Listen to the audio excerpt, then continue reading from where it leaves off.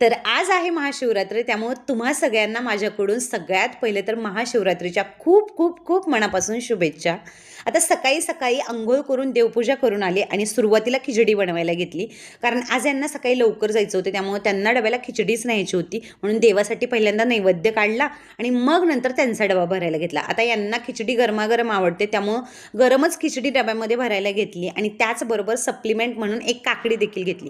आता शक्यतो काकडी तर यांना आवडत नाही, पण आपल्याला वाटतं ना चला एखादं सप्लिमेंट असलं म्हणजे ना खाल्लं तर खाल्लं, नाही तर तसंच राहिलं. म्हणून त्यांचा डबा भरून घेतला आणि जो देवासाठी मी नैवेद्य काढला होता ना साईडला, तर तो देखील देऊन घेतला. आता हे तर लवकर गेले होते, त्याच्यानंतर देवासाठी नैवेद्य ठेवला आणि मग मी माझ्यासाठी खिचडी घेतली. आता मला सांगा, खिचडीमध्ये असं गरमागरम दूध खायला कोणाकोणाला आवडतं? मला आणि माझ्या मुलींना सगळ्यांनाच आम्हाला खूप जास्त आवडतं. त्यामुळं मी खिचडी खाऊन घेतली. नंतर सगळं किचन छान असं स्वच्छ केलं.